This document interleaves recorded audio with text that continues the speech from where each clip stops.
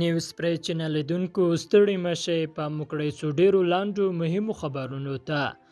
نیمروز ولایت کې له سخت جګړې وروسته طالبانو د کمال خان بند اوبه ایران ته ورخوشي کړي.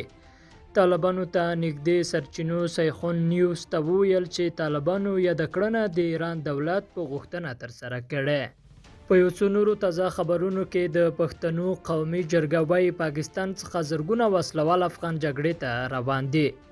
د پېښور په چارسده کې د پښتنو سیاستوالو له لوري په جوړه شوې غونډه کې د افغانستان په اړه د پاکستان پر تګلاره توندې نیوکې شوې دي او زیاته شوې چې له پاکستان نه په زرګونو وسلوال افغانستان ته د جګړې لپاره روان دي او پاکستان مخنیوی نه کوي. دغه جرګې ته د ملي عوامي ګوند مشر ایمل ولی خان ویلي چې افغانستان یو خپلواک هیواد دی او پاکستان باید دغه هیواد په کورنیو چارو کې له لاسوهنې ډډه وکړي. هغه زیاته کړې چې اوس مهال له پاکستان نه په زرګونو ترهګر افغانستان ته د جهاد لپاره استول کیږي او هلته یې اور بال کړی دی.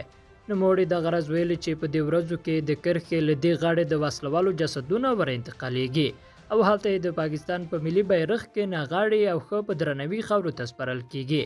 هغه ویلي چې افغان ځواکونو ته په سپین بولدک کې د پاکستاني ادارو له لوري ګواښونه هم شوي دي او بایډن امریکایي الوتکو ته پر طالبانو د بریدونو امر کړی. وروسته تر هغه چې نیمروز او جوزجان ولایتونه د طالبانو له لوري سقوط شول، د امریکا ولسمشر پر طالب وسلوالو د بریدونو پیلولو امر کړی دی. د ډیلی میل د راپور له مخې ولسمشر بایډن د امریکا B-250 او نور پرمختللو الوتکو ته امر کړی دی چې په افغانستان کې هغه طالب وسلوال په نښه کړي چې پر ښارونو د بریدونو پلان لري. په راپور کې راغلي چې دا بریدونه به په هغو دریو ولایتونو کې پیل شي چې طالبان یې اوس مهال د نیولو هڅه کوي او یا یې نیولې دي. د راپورونو له مخې B-250 او AC-130 هغه پرمختللې جنګي الوتکې دي چې کولی شي تر 24 ساعتونو ډیر وخت په هوا کې وګرځي او د غرض له ډیرې لرې خپل هدف په ښه توګه وولي. لیدونکو له ملتیا مننه، ښې چاره.